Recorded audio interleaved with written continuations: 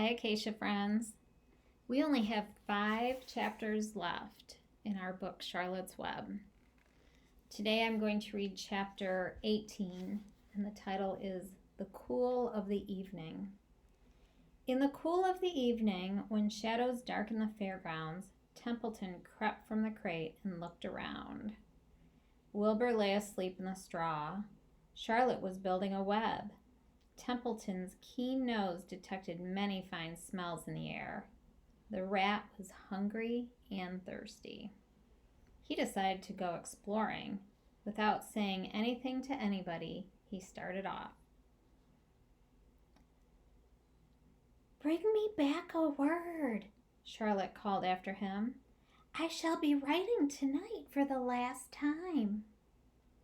The rat mumbled something to himself and disappeared into the shadows. He did not like being treated like a messenger boy.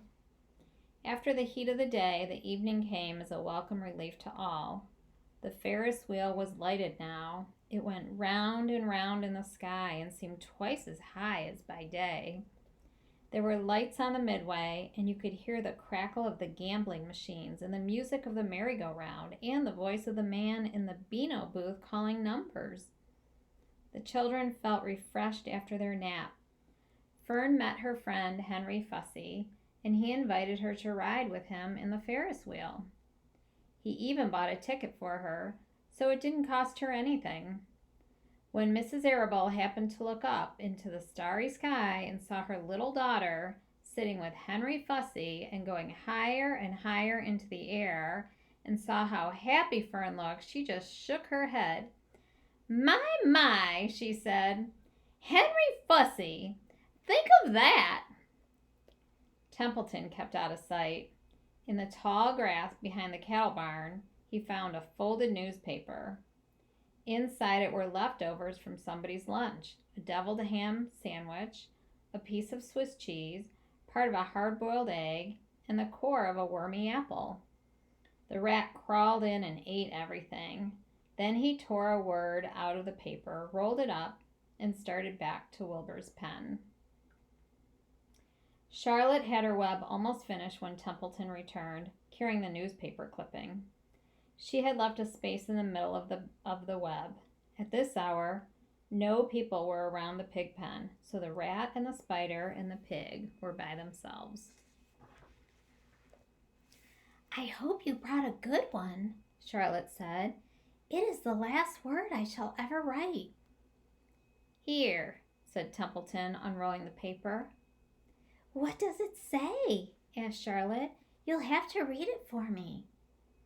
"It says, 'humble,'" replied the rat. "Humble?" said Charlotte. "Humble has 2 meanings. It means not proud, and it means near the ground. That's Wilbur all over. He's not proud, and he's near the ground." "Well, I hope you're satisfied," sneered the rat.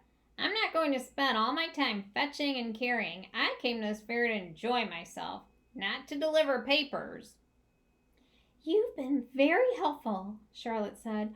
"Run along if you want to see more of the fair." The rat grinned. "I'm going to make a night of it," he said.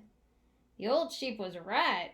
This fair is a rat's paradise. What eating! And what drinking! And everywhere good hiding and good hunting. Bye-bye, my humble Wilbur. Fare thee well, Charlotte, you old schemer. This will be a night to remember in a rat's life." He vanished into the shadows. Charlotte went back to work.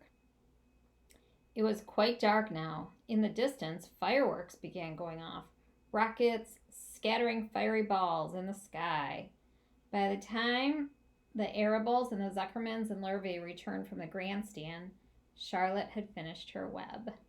The word humble was woven neatly in the center. Nobody noticed it in the darkness. Everyone was tired and happy. Fern and Avery climbed into the truck and lay down. They pulled the Indian blanket over them. Lurvy gave Wilbur a forkful of fresh straw. Mr. Arable patted the pig. "Time for us to go home," he said to the pig. See you tomorrow. The grown-ups climbed slowly into the truck, and Wilbur heard the engine start and then heard the truck moving away in low speed. He would have felt lonely and homesick had Charlotte not been with him. He never felt lonely when she was near. In the distance, he could still hear the music of the merry-go-round. As he was dropping off to sleep, he spoke to Charlotte. "Sing me that song again about the dung and the dark," he replied. "Not tonight," she said in a low voice. "I'm too tired." Her voice didn't seem to come from the web. "Where are you?" asked Wilbur. "I can't see you. Are you on your web?" "I'm back here," she answered, "up in this back corner." "Why aren't you on your web?" asked Wilbur. "You almost never leave your web." "I've left it tonight," she said. Wilbur closed his eyes. "Charlotte," he said after a while, "do you really think Zuckerman will let me live and not kill me when the cold weather comes? Do you really think so?" "Of course," said Charlotte. "You're a famous pig, and you are a good pig. Tomorrow you will probably win a prize. The whole world will hear about you. Zuckerman will be proud and happy to own such a pig. You have nothing to fear, Wilbur. Nothing to worry about. Maybe you'll live forever. Who knows? And now, go to sleep." For a while there was no sound. Then Wilbur's voice. "What are you doing up there, Charlotte?" "Oh, making something," she said. "Making something, as usual." "Is it for me?" asked Wilbur. "No," said Charlotte. "It's something for me, for a change." "Please tell me what it is," begged Wilbur.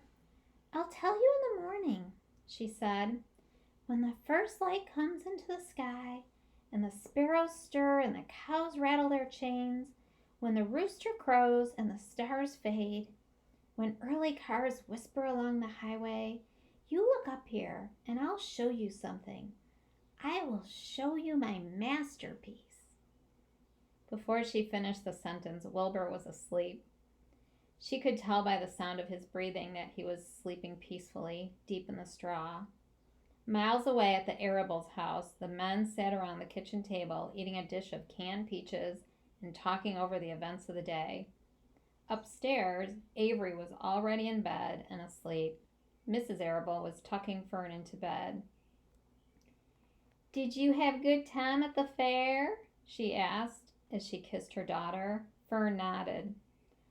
"I had the best time I have ever had anywhere or any time in all of my whole life."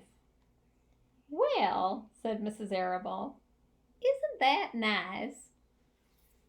That's the end of that chapter. So when I see you next time, I will read chapter 19 to you. I'll see you then. Bye-bye.